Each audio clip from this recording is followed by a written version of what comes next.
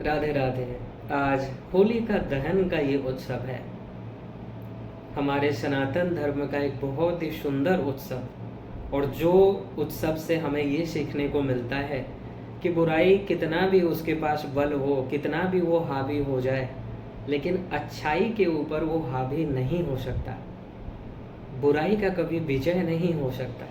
जो मुंडक उपनिषद में एक मंत्र आया, जो हम कल भी आपको बताए थे कि सत्यमेव जयते नानृतम, विजय हमेशा सत्य का ही होता है, असत्य का विजय नहीं हो सकता। तो इस उत्सव से काफ़ी चीज़ें हैं सीखने को। पहला ही सबसे इम्पोर्टेंट अगर कुछ शिक्षा हमको इस होलिका दहन के उत्सव से मिलता है कि एक तरफ प्रहलाद जी हैं जो सही मार्ग में हैं, सत्य मार्ग में हैं, भगवान के भक्त हैं, भगवान के शरणागत हैं, भगवान के ऊपर दृढ़ विश्वास है, अपने आप को भगवान के चरणों में सौंप दिए हैं। और दूसरी तरफ होलिका है जो असत्य मार्ग में है, कुपथ में है। रिजल्ट क्या हुआ? भले ही होलिका को वरदान प्राप्त था कि इस चादर के साथ अगर तुम अग्नि में भी बैठ जाओगी, अग्नि कुछ भी तुम्हें नहीं कर सकेगा। लेकिन जब आप भक्त को पीड़ा देने का प्रयास करते हैं, तब कितना भी आपको वरदान प्राप्त हो, कुछ काम नहीं देता। हिरण्यकश्यपु ने एक के बाद एक वरदान का लिस्ट पूरा लिस्ट भर दिया था, और ब्रह्मा जी ने कह दिया एवं अस्तु, जाओ, तुमने जो जो वर मांगा है हम तुमको सभी प्रदान करते हैं। और ये सभी वर को प्राप्त करके हिरण्यकश्यपु ये सोचने लगा कि मैं तो अत्यंत बलशाली हूँ, मुझे कोई भी नहीं परास्त कर सकता, मुझे कोई नहीं मार सकता। अपने को ही वो ब्रह्म मानने लगा, भगवान मानने लगा। लेकिन सभी वरदान को प्रमाणित करते हुए नरसिंह भगवान ने हिरण्यकश्यपु का उद्धार किया। तो कहने का तात्पर्य ये है कि आपको कितना भी देखिए वरदान प्राप्त हो जाए, मृत्यु इस संसार में सभी का ही होना है। इस संसार में जिसने जन्म लिया है उसको ये शरीर छोड़ना ही पड़ेगा। ये हमें इस उत्सव से सीखने को मिलता है। बच नहीं सकते आप। ये शरीर पंच तत्वों से बना है, पंच तत्वों में लीन होना ही है। और नेक्स्ट हमने ये सीखा कि विजय हमेशा सत्य का ही होता है। सत्य परेशान तो हो सकता है, उसके जीवन में संघर्ष तो आ सकता है, स्ट्रगल आ सकता है, लेकिन अगर उसमें ईमानदारी है, उसमें सच्चाई है और अपने प्रभु से अत्यंत अनुराग है, अत्यंत निष्ठा है, विश्वास है, तो बुराई उसका कुछ नहीं बिगाड़ सकता। विजय हमेशा सत्य का ही होता है। ये भी हमको इस उत्सव से सीखने को मिला। तीसरा सबसे इम्पोर्टेंट बात हमको इस उत्सव से सीखना चाहिए कि देखिए, जब आप भक्त को सताने का प्रयास करते हैं ना, भगवान सब कुछ सहन कर लेते हैं, लेकिन उनके जो प्राण प्यारे भक्त हैं, अगर उनको कोई दुख पहुंचाने का, कष्ट पहुंचाने का प्रयास करे, वो भगवान का पुत्र भी अगर हो, भगवान उसे क्षमा नहीं करते हैं। उदाहरण ब्रह्मा जी, भागवत महापुराण में 10वें स्कंद के पूर्वार्ध में कथा है कि ब्रह्मा जी ने अपनी बुद्धि लगाई। क्या बुद्धि लगाया? कि भगवान एक बार अपने ग्वाल बाल अपने सखाओं के साथ भोजन कर रहे हैं तो उनका जूठन भी खा ले रहे हैं। तो ब्रह्मा जी ने सोचा ये कैसा भगवान है जो दूसरों का जूठा खा रहा है। तो परीक्षा लेने का प्रयास किया। पहले तो बछड़े चुरा कर ले गए, और जैसे ही भगवान गए बछड़े देखने, इधर ग्वाल वालों को भी अपने साथ ले गए। लेकिन भगवान को तो सब पता ही है, सर्वांतर्यामी है, और भगवान उतने ही रूप में, उतने ही ग्वाल बाल बन गए, सभी के अपने अपने रूप के अकॉर्डिंग। जिनका जैसा वेश था, जिनका जैसा आकार था, जैसा आकृति था, वैसा भगवान बन गए। और जितने बछड़े थे वो भी भगवान बन गए। 1 साल तक लीला चली, और फिर ब्रह्मा जी को समझ में आया, यार मैंने तो गलती कर दी। भगवान से आए, क्षमा मांगा, 40 श्लोक से भगवान की स्तुति की। तो ब्रह्मा जी कौन है? भगवान के पुत्र ही तो हैं। लेकिन भगवान को ये अच्छा नहीं लगा। क्यों नहीं लगा? क्योंकि भगवान के जो प्राण प्यारे बछड़े हैं और उनके मित्र हैं, इनको दूर कर दिया ब्रह्मा जी ने भगवान से, और भगवान को ये अच्छा नहीं लगा। इसलिए भगवान कहते हैं कि न तथा में प्रियतमा आत्मयोनिर न शंकर, न च संकर्षणो न स्त्री नैवात्मा च यथा भवान। श्रीमद् भागवत महापुराण के 11वें स्कंद के 14 नंबर अध्याय का 15 नंबर श्लोक। भगवान उद्धव से कहते हैं कि मुझे मेरा भक्त जितना प्रिय है, न तो मुझे ब्रह्मा जी उतने प्रिय हैं, न शंकर जी उतने प्रिय हैं, न श्री लक्ष्मी जी उतना प्रिय नहीं है, और न ही मुझे मेरी आत्मा उतनी प्रिय है जितना प्रिय मेरा भक्त है। ऐसे भक्त और प्रहलाद जी जैसा भक्त जिनको दृढ़ विश्वास था भगवान में, उनको सताने का प्रयास किया होलिका ने, हिरण्यकश्यपु ने। परिणाम आप सभी के सामने ही है। तो इससे हमको ये सीखना चाहिए, क्योंकि भगवान का वचन है गीता में, अर्जुन से भगवान कह रहे हैं कि कौन्तेय प्रतिजानीहि न मे भक्त प्रणश्यति, मेरे भक्त का पतन नहीं हो सकता, और जो पतन करने का सोचे उसका पतन हो जाएगा। इतिहास प्रमाण है। दुर्वासा ऋषि ने अम्बरीश का अपराध किया, सुदर्शन चक्र तब तक पीछा नहीं छोड़ा दुर्वासा ऋषि का जब तक वो अम्बरीश के चरणों में आकर क्षमा नहीं मांगे। तब तक सुदर्शन उनके पीछे लगा रहा। भगवान के पास गए, भगवान ने कहा हम भी कुछ नहीं कर सकते। तो दुर्वासा ऋषि ने कहा ये कैसा बात कह रहे हैं प्रभु, आप तो सर्वसमर्थ हैं, आप क्या नहीं कर सकते, आपका सुदर्शन है, इशारा करेंगे रुक जाएगा। तो भगवान कहते हैं देखो सुदर्शन तो मेरा ही है और नो डाउट मैं सर्वसमर्थ हूँ, लेकिन मैं एक के अधीन हूँ। अहम भक्त पराधीनो, मैं अपने भक्त के अधीन हूँ। मेरे भक्त केवल उनका मैं ही एकमात्र आश्रय हूँ, निरंतर मेरा स्मरण करते हैं। तुमने उनका अपराध कर दिया है, मैं क्षमा नहीं कर सकता। अगर वो क्षमा करते तब ठीक है, सुदर्शन रुक जाएगा। होलिका ने प्रहलाद जी को लेकर जलाने का प्रयास किया, स्वयं भस्म हो गई। हिरण्यकश्यपु ने सोचा कि प्रहलाद को समाप्त कर दूंगा।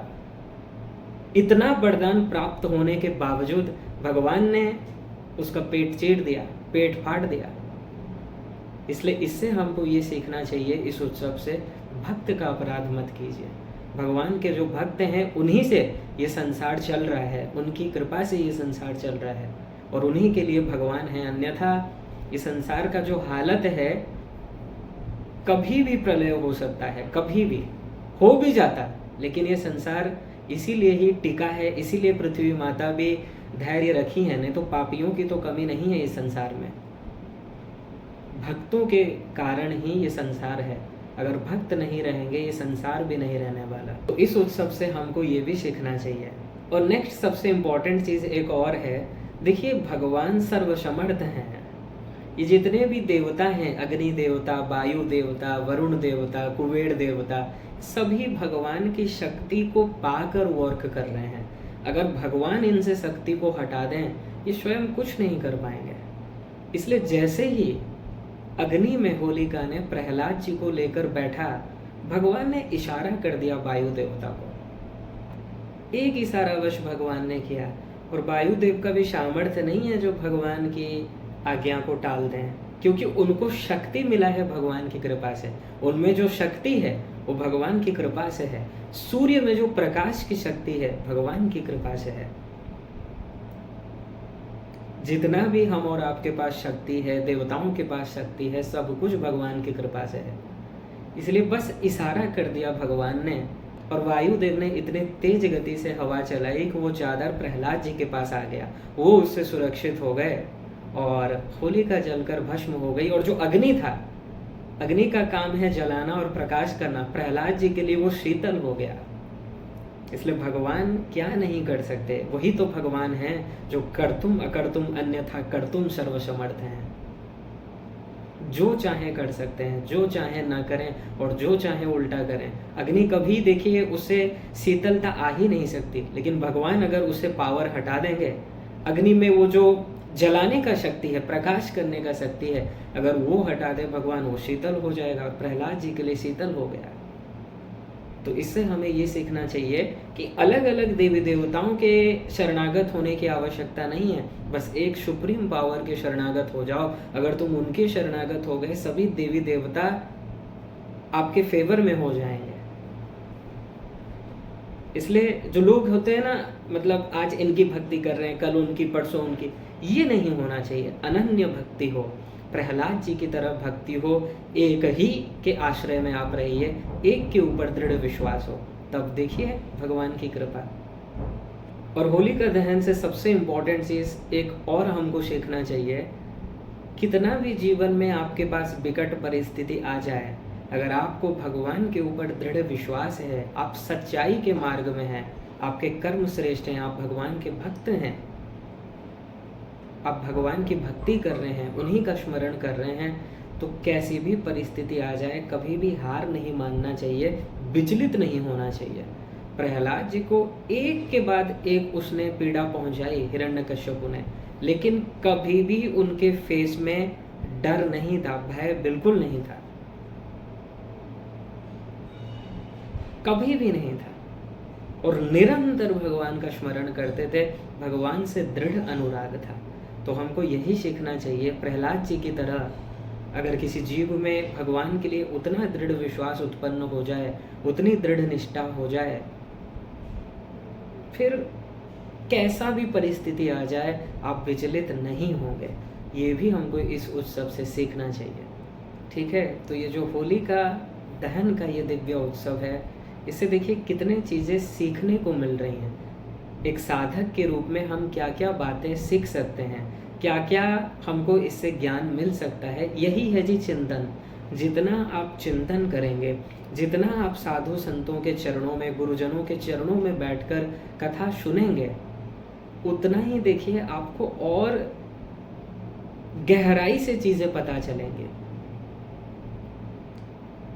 ये उत्सव क्यों मनाया जाता है, ये उत्सव क्या क्या प्रयोजन है, इस उत्सव से क्या हमको सीखना चाहिए, क्या सीखने को मिल रहा है, ये सब चीज़ें ग्रहण करना चाहिए। और उसी हिसाब से प्रहलाद जी की तरह विश्वास उत्पन्न करना चाहिए, भगवान के श्री चरणों में दृढ़ विश्वास हो, निष्ठा हो, केवल भगवान के लिए अनन्य भक्ति हो, एक ही के चरणों में। प्रहलाद जी ने कभी ऐसा नहीं किया आज उनके चरणों में, कल उनके चरणों में, कल उनकी भक्ति। संसार में लोग आज राम जी की भक्ति करते हैं, कल कृष्ण जी की, परसों हनुमान जी की, फिर शंकर जी की, फिर देवी मैया की। कोई अगर बात नहीं सुनता है, चलो भगवान इष्ट देवता बदल देते हैं। ये भक्ति नहीं है, आडंबर है, ये आडंबर और केवल स्वार्थ है। भक्ति मीन्स एक के चरणों में दृढ़ विश्वास और सभी में अपने प्रभु को देखना, उन्हीं प्रभु को देखना, वही भक्ति है। ऐसा नहीं है कि आप कुछ भगवान के सामने डिमांड करें, ये मांगे, पूरा नहीं हुआ चलो इष्ट बदल दो। ये भक्त का स्वभाव नहीं, आडंबर है।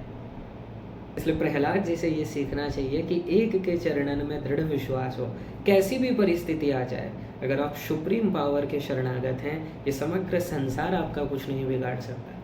हिरण्यकश्यपु जितना बलवान उस समय में कौन था? कोई नहीं था। लेकिन कुछ बिगाड़ सका क्या? वो नहीं बिगाड़ सका। क्यों? क्योंकि सुप्रीम पावर के शरणागत हैं। हिरण्यकश्यपु में भी जो बल है, उनको जो ब्रह्मा जी ने वर दिया है, उन ब्रह्मा जी को भी शक्ति प्रदान करने वाले, ज्ञान प्रदान करने वाले भगवान श्री कृष्ण हैं। इसलिए जब आप सुप्रीम पावर ब्रह्म के शरणागत होते हैं, भगवान के शरणागत होते हैं, ये समग्र संसार आपका कुछ नहीं बिगाड़ सकता। इन बातों को ध्यान दीजिए, चिंतन कीजिए। जितना आप इन बातों का चिंतन करेंगे, विश्वास और बढ़ता जाएगा और भगवान के चरणों में प्रेम अवश्य उत्पन्न होगा। ठीक है जी, तो यही है आज के इस उत्सव से मेन जो इम्पोर्टेंट पॉइंट हैं, इम्पोर्टेंट बातें हैं, उनको धारण करना चाहिए, चिंतन करना चाहिए, जिससे कल्याण हो सके और भगवान के चरणों में अनुराग उत्पन्न हो। बोलिए भक्त शिरोमणि श्री प्रहलाद जी महाराज की जय। श्री नरसिंह भगवान की जय। जय जय श्री राधे राधे राधे।